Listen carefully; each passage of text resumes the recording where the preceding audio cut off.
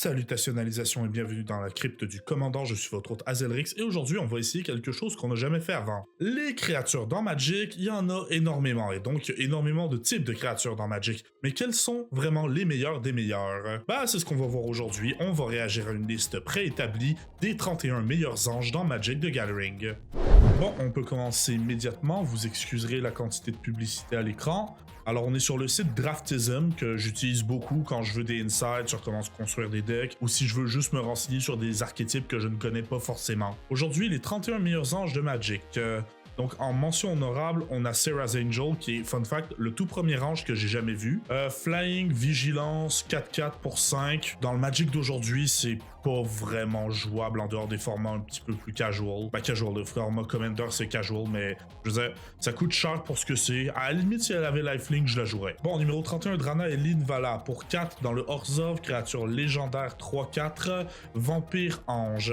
Alors, Flying Vigilance, les habilités actives des créatures que vos opponents control ne peuvent pas être activées. Et Drana et Linvala ont absolument toutes les habilités actives de toutes les créatures que vos opponents control. Et on peut utiliser du mana de n'importe quelle couleur pour les activer. Alors, c'est une très bonne carte, mais mon point là-dessus, c'est que c'est un petit peu comme... C'est un petit peu le problème avec les grosses cartes, les gros archétypes dans Magic depuis quelques années, c'est que c'est une carte qui demande à être votre commandant, dans le sens où je la vois très bien jouer comme commandant et ça doit être même assez pété, voire terrifiant de jouer contre. Mais très honnêtement, dans les 99 d'un deck, je sais pas trop comment la faire fonctionner, à part peut-être dans un deck prison avec Oloro, mais là encore, t'as tellement de meilleures options. Mais copiez toutes les habilités de vos opponents, considérant qu'il y a beaucoup d'habilités qui vont te permettre de la taper, de la détaper. Écoutez, sous les bonnes conditions, ça peut être une machine à combo infini. Non, franchement, c'est une bonne carte, c'est sympathique. Je comprends pourquoi elle est parmi les meilleures. Numéro 30, Firemane Commando. Pour 4, 4/3, un ange soldat. Alors, vol. Donc, quand vous attaquez avec 2 créatures ou plus, vous pigez une carte. Et à chaque fois qu'un autre joueur attaque avec 2 créatures ou plus, il pige une carte si une de ces créatures vous attaque. Alors ça, c'est comme le gros problème du blanc, c'est que c'est la pire couleur pour piger des cartes. Faut littéralement, pour avoir un draw engine, accepter de se faire attaquer. Mais de manière générale, il y a une façon de jouer avec. Genre, encore une fois, si vous êtes un deck qui est très défensif, normalement, l'attaque d'une petite 1, vous vous en foutez. Et attaquer avec 2 créatures ou plus, ça va, on est dans le blanc. Tu peux générer des tokens presque à l'infini quand tu veux. Ça se fait. Numéro 29, Inspiring Overseer. Un ange clérique qui vole Inspiring Overseer ETB, vous gagnez 1 point de vie ou pigez une carte. Pas grand chose à dire, hein, surtout dans le mono blanc, encore une fois, ça rentre, tu piges une carte. Ça rentre dans tous les decks Blink. Les decks Blink qui généralement ont assez de blanc. Non, franchement, si c'était pas du blanc, ce serait moyen, mais comme c'est du mono blanc, c'est une très bonne carte. Herald of War. Donc, pour 5, un ange 3/3 vol. Quand Herald of War attaque, vous mettez un +1/+1 dessus. Les sorts d'ange et d'humain que vous lancez coûtent 1 de moins pour chaque +1/+1 sur Herald of War. Alors ça, c'est quand même très intéressant parce qu'un autre point sur les decks blancs, c'est que ça peut avoir de la misère à ramper. Et là, c'est littéralement du ramp sur une carte qui se rend plus forte elle-même en fonction de ce que vous lancez et contrôlez, ce qui est très honnêtement la force du blanc. On a pris une de ses plus grosses faiblesses, on a appliqué une de ses plus grosses forces. Non, honnêtement, je pense, je la mettrais même un petit peu plus haut celle-là. L'Ange des Ruines, 5/7 pour 7. Ça coûte cher. Quand l'Ange des Ruines entre sur le battlefield, exilez jusqu'à 2 artefacts ou enchantements. Et la Plane Cycling, c'est-à-dire que vous pouvez payer 2, la discarter et chercher dans votre librairie pour une plaine, la révéler et la mettre dans votre main. Encore une fois, c'est ça, c'est le blanc, ça rentre pas beaucoup et c'est probablement pour ça que c'est là, parce que, très honnêtement, exiler jusqu'à 2 artefacts ou enchantements pour 7, je dis pas que c'est pas intéressant, mais on est en blanc, c'est littéralement la meilleure couleur pour le removal. Honnêtement, moi, je la mettrais en dessous d'Herald of War, personnellement. Avacyn, Angel of Hope. Bon, déjà, les joueurs de Commander connaissent très bien cette carte. Avacyn, une 8/8 légendaire pour 8. Flying, Vigilance indestructible. Tous les autres permanents que vous avez ont indestructible. Alors, cette carte était excellente il y a 6 ou 7 ans. Dans le sens où, très honnêtement, il y a une époque dans Magic où Avacyn, si tu la voyais sortir, ta priorité, c'était de la gérer. Pourquoi? Parce que tu savais qu'il y avait un mur derrière et que tu pouvais virtuellement plus rien faire. Ça va changer un petit peu aujourd'hui. Si tu veux dépasser tout le board, t'as Toxic Déluge, tu peux bien évidemment l'exiler, ça a toujours été le cas. Mais le fait étant que Avacyn, à l'époque où est-ce qu'elle est sortie, t'aurais peut-être pu presque parler du Game Changer avant l'arrivée de la Game Changer List. Et la voir en dehors du top 20, honnêtement, c'est peut-être parce que j'ai commencé Magic en genre 2011, mais ça me fait bizarre. Non, parce que franchement, il y a eu une époque, tu demandais à n'importe qui c'est qui l'ange le plus pété du jeu, on te répondait à Vaccine. Angel of Vitality, 2-2 pour 3, vol. Si vous gagnez de la vie, vous gagnez cette même quantité de vie, plus 1. Angel of Vitality a plus 2 tant que vous avez 25 de vie ou plus. Bon, il n'y a pas grand chose à dire, c'est une bonne carte, c'est du format alchimie, donc pensé principalement pour MTGA, donc forcément ça n'a pas été pensé pour le Commander. Le bonus est intéressant, mais ce qui est vraiment assez intéressant pour parler du 25e meilleur ange du jeu, bon allez, moi je pense pas, sérieusement, je la mettrais tout en bas, voire je la sortirais du top. En numéro 24, Feather the Redeemed. Alors dans le Boros cette fois, Feather the Redeemed pour 3, une 3-4, vol. Quand tu lances un instant et sorcerie qui target une créature que tu contrôles, exile cette carte à la place de la mettre dans ton graveyard quand elle resolve. Si vous le faites, retournez-la dans votre main au début de la prochaine end step. Ce qui est bien avec cette carte, c'est qu'on est dans Boros, donc encore une fois, dites-le avec moi, c'est pas facile de piger. Donc, t'as des petits sorts qui te permettent, surtout dans le mono rouge, de piger en ciblant une créature. Ça veut dire que tu vas pouvoir avoir une espèce de petit cantrip qui te ramène du jeu en boucle, et ça, en Boros, c'est quand même précieux. Boros, qui est honnêtement probablement une des pires couleurs en Commander du simple fait que c'est généralement une couleur qui a assez de misère à interagir avec le Stax. Et quelle édition ça? C'est War of the Spark? Ouais, c'est ça, c'est War of the Spark. C'est, tu sais, c'est une édition où, de manière générale, ils voulaient vraiment donner autant d'attention à toutes les combinaisons de couleurs possibles.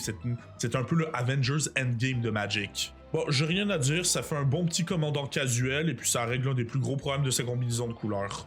En numéro 23, Emeria Angel pour 4, 3-3 Flying, Landfall. Un effet de Landfall sur un ange, c'est toujours drôle. Quand un land entre sur le battlefield sous ton contrôle, tu peux créer un Whitebird Creature Token with Flying. Ça, on a un petit peu le problème inverse de la première carte qu'on a vue, c'est que, d'un, ça peut pas être un commandant, mais ça demande à être joué dans un deck de land et non un deck d'ange. Après, c'est pas tous les anges qui synergisent juste avec les anges, mais dans un deck de land populate, ou même juste dans un deck qui va abuser des triggers d'ETB, genre par exemple, je sais pas moi, Shulam Teller of Tail, c'est quelque chose qui va pouvoir devenir très problématique très vite, et si tu l'as pas géré à temps, tu vas te mordre les doigts. Rien à dire, c'est là pour faire une chose et ça le fait très bien. Ok, en numéro 22, on a un tie qui est pas vraiment un tie parce que c'est deux parties d'une même carte, Bruna et Gisela, qui donne Brisella. Je vais commencer par Bruna de Fading Light, alors 5-7 pour 7. Quand vous lancez Bruna de Fading Light, vous pouvez retourner un ange ou humain depuis le graveyard sur le battlefield, playing Vigilance. Entre parenthèses, elle se mélange avec Gisela de Broken Blade. Gisela qui, elle, est une 4-3 pour 4 Flying First Strike Lifelink. Au début de votre end step, si vous contrôlez et possédez, parce que c'est important, Gisela de Broken Blade et une créature qui s'appelle Bruna de Fading Light, vous les exilez et vous les ramenez merde ensemble en Brisella Voice of Nightmare. En fait, pour ceux qui connaissent pas la mécanique, c'est littéralement vous retournez chacune des cartes et sur chacune des cartes, il y a la moitié de l'autre carte. C'est ça, cette espèce de petite encoche ici, c'est pas la photo qui est de mauvaise qualité, c'est que ça, c'est une des cartes, et ça, c'est l'autre des cartes. Donc, Brisella, la voix des cauchemars, créature légendaire, Eldrazi Ange, Flying, First Strike, Vigilance, Lifelink, déjà, c'est un party de keywords, et votre opponent ne peut pas caster des sorts avec des mana cost de 3 ou moins. Donc vous venez de vous débarrasser de beaucoup de ce qui peut généralement venir la démolir, genre je sais pas moi, des Doomblade ou encore des Sword to Plowshare. C'est une carte qui a beaucoup de protection, c'est une carte qui heal avec le lifelink, qui est bonne en défense et en attaque, et honnêtement, elle est pas si dure à sortir, faut juste contrôler les deux anges. La partie drôle, c'est que Gisela et Bruna, elles ont pas partner. C'est littéralement juste Gisela qui interagit spécifiquement à Bruna de Fading Light. Et des cartes qui interagissent spécifiquement avec d'autres cartes avec un nom spécifique dans Magic. Il y en a pas énormément. On pense à l'araignée, sa toile, la toile d'Arachne ou je sais plus quoi. Mais bref, ça c'est surtout une mécanique qu'on voit dans Yu-Gi-Oh! Et c'est quand même très intéressant. Et parlant de Yu-Gi-Oh! C'est littéralement une fusion. Non, ça vraiment, il y avait quelqu'un chez Wizard qui était comme moi, j'aime Yu-Gi-Oh! J'ai envie d'essayer. Et sérieusement, je trouve que c'est dommage qu'on n'ait pas re-eu de cartes comme ça depuis. Après, parce qu'à l'époque où est-ce qu'elle est sortie, encore une fois, Brisella Voice of Nightmare, c'était vraiment quelque chose qui faisait trembler à table. Et aujourd'hui, même si elle a de la protection, j'ai de la misère à la regarder et à me dire que je serais pas capable de bypass ça relativement facilement. En numéro 21, Sephara de Skyblade. Pour 7, une 7-7, vous pouvez payer un blanc et taper 4 untapped creatures avec Flying à la place de payer son mana cost. Elle a Flying, Lifelink et les autres créatures que vous contrôlez avec Flying sont indestructibles. Dans l'optique où est-ce qu'on veut jouer mono blanc tribal ange, c'est un petit peu une Avacyn plus facile à sortir, mais qui n'est pas indestructible elle-même. Encore une fois, c'est pas une mauvaise carte, mais est-ce qu'on peut vraiment la mettre au-dessus d'Avacyn en bonne conscience? Je ne sais pas. En numéro 20, Angel of Invention, une 2-1 pour 5, Flying, Vigilance, Lifelink, Fabricate.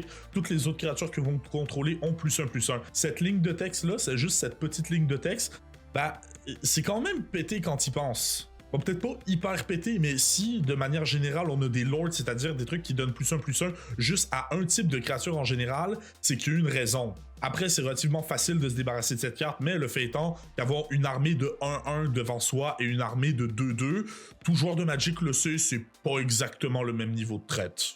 Ok, Aurelia, la loi du haut. Ceux qui connaissent le lore des Boros trouvent que cette blague est hilarante. Alors pour 5, 4-4 Flying, Vigilance, Haste, à chaque fois qu'un player attaque avec 3 créatures ou plus, vous pigez une carte. Et à chaque fois qu'un player attaque avec 5 créatures ou plus, Aurelia fait 3 de dégâts à chaque opponent et vous gagnez 3 points de vie. Pareil, c'est du Boros, vous allez le jouer dans un deck token, vous allez être sûr d'être capable de trigger les 2 effets à chaque tour. Un des effets qui étant piger une carte, ce qui est très bien en Boros. Et si vous avez de la chance, vous allez jouer contre au moins un de vos 3 adversaires qui aussi joue des tokens et vous allez le trigger 2 fois par tour général. Ça peut aussi être une question de politique, genre oui, je t'attaque avec 3 créatures, mais je suis désolé, j'ai besoin de piger une carte, en échange, je t'attaque plus le tour d'après. C'est une carte qui, surtout dans le Boros, te donne un range qui est relativement pas attendu. En numéro 18, Shalai, Voice of Plenty, ça c'est une carte que je vous le dis tout de suite, je pense qu'elle devrait être beaucoup plus haut, du simple fait que j'ai un bon ami qui la joue en commandant, et oh que ça peut être fort. Flying, vous, les Planeswalkers que vous contrôlez et les autres créatures que vous contrôlez ont Hexproof. Vous pouvez payer 6, dont 2 verts, et mettre un +1/+1 sur chaque créature que vous contrôlez. D'expérience, Shalai, ce que ça va faire, c'est que ça va juste commencer à envoyer des +1/+1 partout. Ça va être relativement correct avec la défense puisque vous-même vous avez Hexproof. Ça veut dire que vous pouvez pas vous faire burn, vous pouvez pas vous faire target avec quoi que ce soit. Et bien sûr, c'est un commandant qui va demander à ce qu'on le protège avec des bots ou d'autres effets du genre. Mais c'est un peu le cas de tous les commandants autour duquel il focus un deck. C'est un effet un petit peu à la Avacyn où ça protège ton board pour te permettre de taper fort, mais en plus, tu peux jouer du vert dedans, ce qui t'amène beaucoup de combinaisons intéressantes. Par exemple, juste le fait de pouvoir jouer Shalai avec Vigor sur le même field, moi j'appelle ça du game changing. 17, Plat Angels, très simple, 7, 4-4, Artifact Creature, Flying, vous ne pouvez pas perdre la game et vos opponents ne peuvent gagner la game. Ça enlève certains combos, genre n'importe quoi avec Thassa's Oracle qui fait auto-win, et vous pouvez continuer à jouer même si vous avez moins de 10 000 points de vie. C'est une excellente carte, mais le fait étant que ça reste une créature et un artefact, ce qui fait que ça la rend extrêmement vulnérable et ce à absolument toutes les couleurs. Alors généralement, il y a 2 cas de figure quand un Plat Angel arrive, soit il va se faire détruire directement, soit les gens vont juste l'ignorer, vous mettre à -20, -20, et ils vont trouver un moyen de le remove et vous allez juste perdre parce que vous avez plus de PV. Alors 17, je trouve ça un peu haut, mais top 25 facile. Un de mes anges préférés du jeu, Gisela, Blade of Gold Knight en numéro 16, donc 7 pour une 5-5, Flying First Strike. Si une source fait du dommage à un adversaire ou un permanent qu'un adversaire contrôle, ce dommage, il est doublé. Et si une source fait du dommage à vous ou à un permanent que vous contrôlez, vous en prévenez la moitié rounded up, donc arrondi au plus haut. Vous prévenez la moitié arrondie au plus haut. Par exemple, si quelque chose est censé vous faire 5 de dommages, vous ne prévenez pas 2 de dommages, mais 3 de dommages. Écoutez, moi je joue un deck qui s'appelle Karvik the Merciless, c'est un deck de burn où littéralement je fais juste chier absolument tous les damage double et damage triple du jeu que je suis capable d'enchaîner. Alors juste l'avoir sur un commandant, je trouve ça très drôle et très honnêtement, peut-être que je pourrais essayer d'en faire un deck. Le truc c'est que je sais que je le jouerais juste exactement comme mon Karvik, alors on en est rendu. En numéro 15, Aurelia de War Leader, Flying Vigilance Ace, excusez-moi, 6, 3, 4. Alors à chaque fois qu'Aurelia de War Leader attaque pour la première fois, chaque tour vous détapez toutes les créatures que vous contrôlez et il y a une deuxième phase d'attaque. Ça, c'est le genre de carte qui est bonne autant en Commander que dans le 99. Parce que par exemple, si vous voulez la jouer dans un deck où vous avez du bleu, ça peut devenir très facile de la blink. C'est possible de la blink techniquement encore en blanc, mais c'est un petit peu plus facile avec du bleu, je veux dire. Et si vous êtes capable de la blink, son effet il reset. Et puis écoutez, ça c'est ce que j'appelle une bonne carte balancée. Tu vois que c'est fort, mais tu vois qu'ils ont pensé à pas la faire trop forte. Dans le sens où si tu veux faire du combat infini, ça va être très difficile de le faire avec et généralement tu as des options plus simples. Des options qui sont peut-être pas accessibles à mettre en tant que commandant dans un deck Boros. Donc ouais, verdict, écoutez, c'est pas une mauvaise carte, elle est bien sympathique, autant dans le 99 que dans le deck en général. L'ange de bataille de tir, une 4/4 pour 4, flying myriade. Myriade, pour ceux qui connaissent pas, c'est que quand vous attaquez un adversaire, vous créez une copie pour tous les autres adversaires que la carte pourrait attaquer et elle l'attaque directement. À chaque fois que Battle Angel of Tyr fait du combat damage à un player, vous pigez une carte si ce joueur a plus de cartes en main que tous les autres players. Ensuite, vous créez un trésor si ce joueur contrôle plus de lane que tous les autres players. Ensuite, vous gagnez 3 points de vie si ce joueur a plus de vie que tous les autres joueurs. C'est simple, c'est un myriade. Il y a 2 cas de figure si les 3 connectent. Si les 3 connectent et que vous ne faites aucun effet, c'est que de base, vous êtes celui qui a le plus de mana, qui a le plus de cartes en main et qui a le plus de vie, auquel cas vous êtes dans une position qui est déjà de base avantageuse. Sinon, si vous êtes vraiment en bas, vous vous retrouvez avec une carte de plus de mana et plus de vie. Il n'y a rien à dire, c'est une carte balance, excepté le fait que peut-être ce serait intéressant d'avoir cet effet-là, mais sur une créature légendaire. Je pense que de l'avoir dans la common zone la rendrait forte sans pour autant faire qu'on doive la bannir ou qu'on doive la mettre sur les game changers. Oui, c'est du mana et du draw card, mais on est en mono blanc aussi, là. En numéro 13, Lyra de Dawnbringer. Pour 5, une 5/5. First Strike, Lifelink, Flying. Tous les anges que vous contrôlez ont +1/+1 et Lifelink. Et ça, c'est ce que j'appelle un bon commandant à petit budget. Non, franchement, ça a 3 keywords, ça donne un excellent keyword à tous vos autres anges, ça leur donne +1/+1. Il n'y a rien à dire, c'est exactement ce que le leader d'un deck tribal devrait être. En 12, Restoration Angel. Ah, ça c'est drôle. Alors, une 3/4 pour 4, Flash Flying. Quand Restoration Angel entre sur Battlefield, vous pouvez exiler un non-ange que vous contrôlez. Ensuite, retournez cette carte sous votre contrôle. Vous la blinkez. Le blanc a beaucoup de bons effets d'entrée en jeu, donc avoir un Nitibi qui blink en flash, déjà de base c'est bon. Mais si vous avez vu la dernière vidéo, vous le savez très bien, ça va infini avec Kiki-Jiki. Et ça, c'est une force non négligeable. En numéro 11, Errant Ngiada. Alors pour 3 dans le Azorius 2/3 Flash Flying, vous pouvez regarder la top carte de votre librairie n'importe quand. Vous pouvez caster des sorts qui ont Flash ou Flying depuis le dessus de votre librairie. Ça, c'est vraiment marche des machines. Ils ont essayé de faire des cartes avec des combos spéciaux, genre, il n'y a pas vraiment de lien généralement entre Flash et Flying. Bon, je dis ça, mais ça, c'est littéralement la dernière carte qu'on a vue dans la vidéo. Mais bref, écoutez, Flying, je pense que c'est le keyword le plus donné dans le jeu. Flash, c'est un keyword qui est extrêmement puissant. Et puis, juste le fait d'être capable de les lancer depuis le début de votre bibliothèque, des fois, quand le deck est bien construit, c'est ce qu'il vous faut pour gagner. Rien à dire, elle mérite sa place. Pourrait peut-être même aller dans le top 10. En numéro 10, Shiel Sion d'Atraxa dans le Abzan pour 4, une 2/5. Flying Vigilance Toxic 2. Elle a une mécanique propre qui s'appelle Corrupted. Au début de votre end step, chaque joueur qui a 3 Poison Counter ou plus exile la top carte de sa librairie passe cachée. Tant qu'elle reste exilée, vous pouvez regarder et jouer ces cartes et vous pouvez utiliser du mana de n'importe quelle couleur pour les caster. C'est un peu devenu le truc de la couleur noire et principalement vraiment mono noir dans les années récentes de pouvoir jouer le deck de quelqu'un d'autre avec du mana de n'importe quelle couleur. Mais là, on est en Abzan et Abzan, c'est une triple couleur qui est capable de vraiment farmer du mana. Honnêtement, là, si tu t'y prends bien, tu fais un sous-thème Mana Dork dans le deck, tu vas pouvoir jouer le deck de tout le monde et ce à tous les tours. Et ça, on en arrive évidemment à ma constatation, c'est que c'est pas une carte forte parce que c'est un ange, c'est une carte forte parce que elle fait quelque chose de dégueulasse. Et surtout, c'est un Phyrexian. Et les Phyrexians récemment, et c'est un petit peu les chouchous de Magic. Je veux dire, ils ont les effets les plus bustés parce que jusqu'à récemment, c'était les ennemis principaux à abattre dans le lore. Donc forcément, tu veux que la menace soit là. Bref, très bon commandant, rien à dire. Righteous Valkyrie de Kaldheim. Ah, je m'ennuie de Kaldheim. Alors, une 2/4 pour 3 vol. À chaque fois qu'un autre ange ou cléric entre sur le battlefield sous votre contrôle, vous gagnez de la vie équivalent à sa toughness. Et tant que vous avez au moins 7 points de vie de plus que votre point de vie de départ, les créatures que vous contrôlez ont +2/+2.